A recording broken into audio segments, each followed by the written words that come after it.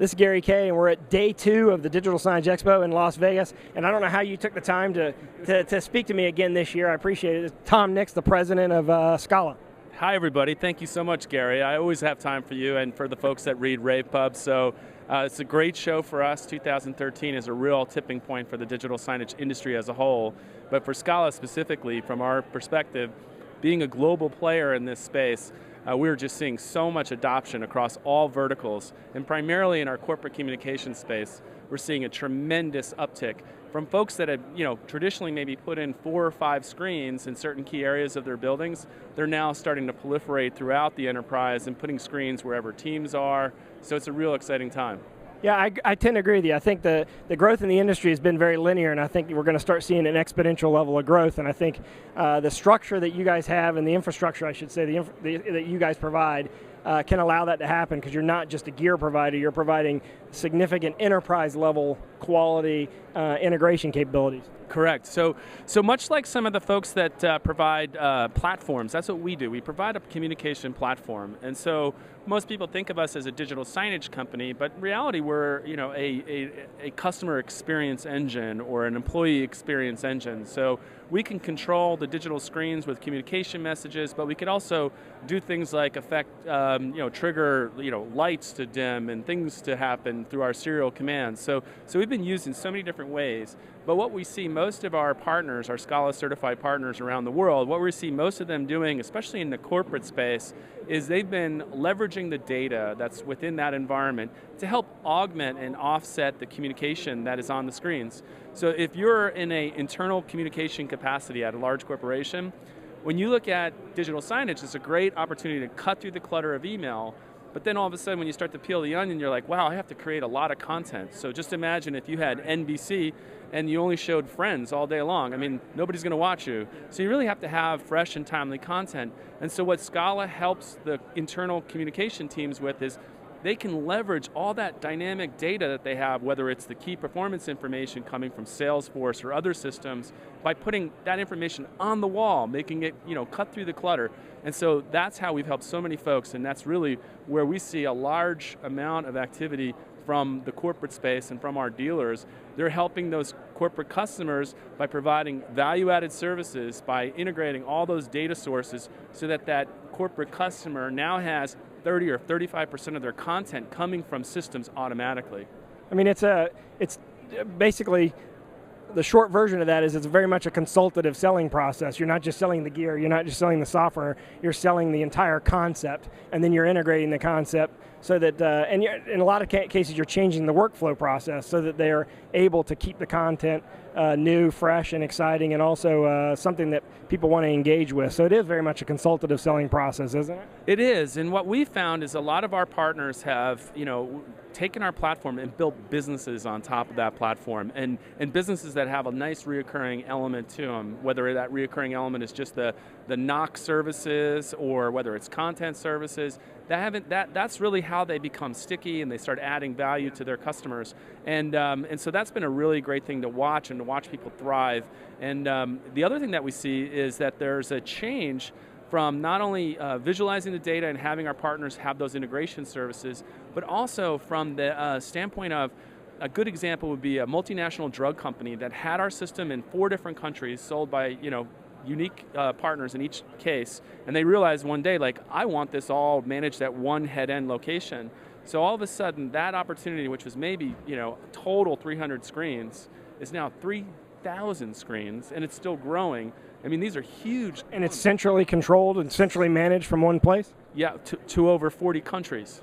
Wow, and that I assume is extremely complex because you're dealing with different languages as well. It's complex from a language standpoint, and that's one thing that Scala excels at. We're sold in over 90 different countries, and it's because of our ability to address all the major languages that you would need in that kind of a deployment. But one of the things that we help our partners with is because we have over 450 Scala certified partners around the world, when they encounter these global opportunities with these multinational companies, we're able to assist them with the feet on the street so that they can extend their businesses to have a truly global reach. This is super important, and we see this as a big value that we add to our certified partners as well as our customers.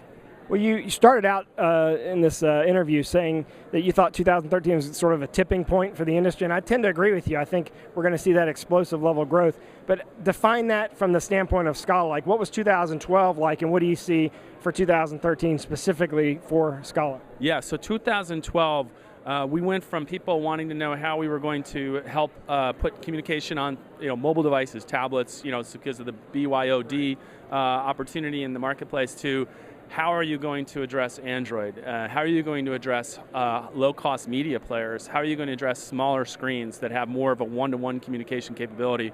And as we start to hit this price point of hardware where you can literally get a 75% reduction from what the costs were 3 years ago, that's when it really starts to be adopted. And it's effective. I mean, I don't know about you, I get about 300 emails a day. I can't read them all. And so having that as a communication point, especially in a corporate environment, is very difficult. So, but primarily it's the hardware, the reduction in hardware costs, the implications of Android-powered devices are really a disruptive event, and we're benefiting from it because it's helping people adopt more and more screens in their environments, and that's really gives us the opportunity to help them communicate to all those endpoints. So a lot of the money then, and a lot of the future potential is more in the content and delivering the content, controlling the content, than actually what you're actually physically seeing, because the display, like you said, I mean, it is sort of in your pocket, because this could be a display. Yep. I mean, you've got tablets in your booth, and of course you've got 50, 60, 80-inch monitors in your booth as well, and you've got some great demos here, but ultimately the screen is all over the place. It's really the content, the management of the content is sort of the important part of it. Is that what you're saying? Gary, I think you hit the hammer on the nail. If you're a VAR today, your opportunity to create ongoing value is going to come from helping them keep their communications fresh, because that's going to be the thing that's the biggest challenge for these customers. And so as we see more and more of our VARs are starting to either partner with other creative services agencies in their community, or bring that talent in-house so that they can provide that ongoing, reoccurring revenue stream opportunity of creating that content and helping their customers with the content challenge. But that is the long-term creation opportunity.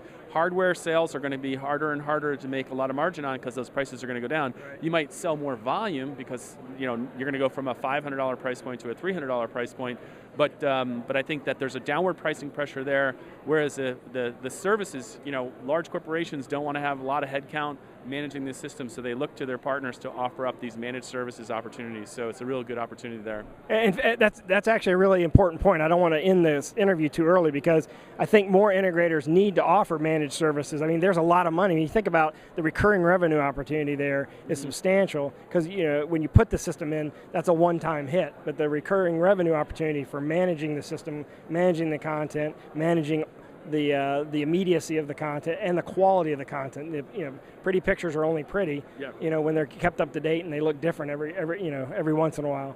I mean, that's really where the money is, right? That's what we see. We have so many partners that have been focused on this area for either a long period or a short period, but the ones that really generate the most revenue for their companies and generate the most value for their customers have really focused on making sure on the post-sale, like it's enough to sell the system, it's the post-sale, making sure it's optimized, making sure it's a high-quality communication message, making sure it delivers on its promise. Those are the people that have the best revenue growth, and the happiest customers. Their customer experience scores are through the roof, right? So if I'm someone new to digital signage and I want to get into this market, and obviously you have sort of a turnkey approach to it because of the depth of the stuff that you provide, how do they get involved with Scala? Because it seems intimidating. You kind of are the one of the founding members of the industry in a way. I mean, how do they get involved? I mean, you can't just say go to Scala.com. It's a little bit more complicated than that, right? Actually, no, it's pretty easy. I mean, we have a pretty good website that gives you a lot of understanding about how we go to market.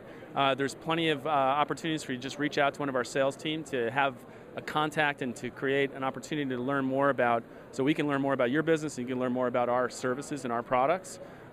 We sign up partners on a regular basis, and they're all shapes and sizes. We don't necessarily look at the size of a company and make that as a determination. So they don't have to be doing a 500 screen network to get engaged with Scala. They can start small, and you can sort of hold their hand through this process, because this is very different than a typical integration project in the world of IT or AV. Yeah, we see in our corporate communications space, I would say the average deal size is much smaller.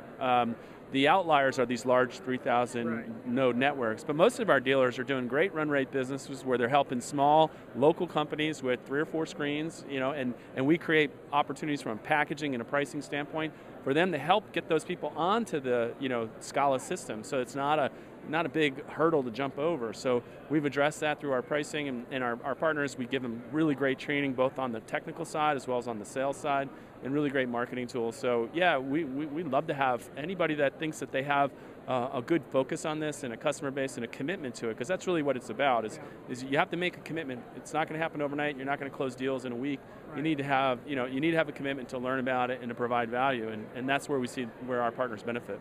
So yeah, this is a longer sales cycle, that's for sure. So really they can go to Scala.com and then look up the region that they're located in and get in touch with the sales rep, and the sales rep will sort of coach them through the process, is what you're saying. Scala.com partner, or Scala.com/partner, and all the information's there, and they just click through, they can get somebody to call them that day.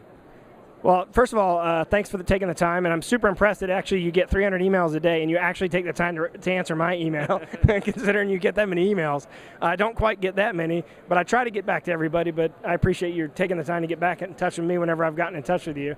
So we're here at the Scala booth. This has been a great interview. I appreciate you taking the time. Congratulations on your booth. I think we tweeted out yesterday, someone had tweeted out from our company that you had the busiest booth yesterday, so I'm suspecting that between you and maybe a few other, maybe NEC or somebody like that, probably have the most leads on from the show floor. Yeah, I hope so. I think we had a really great turnout yesterday and today as well. And if anybody that didn't have a chance to come in because it was very, very crowded yesterday, like I said, it's really easy to contact us online. We're going to have some post-show webinars where you can learn more about our new Scala Enterprise product, which really leverages a very incredible user interface, as well as the ability to communicate with Android devices and HTML5, which is really critical. So we welcome you to come back and see some of those online events, contact us, have a salesperson talk to you.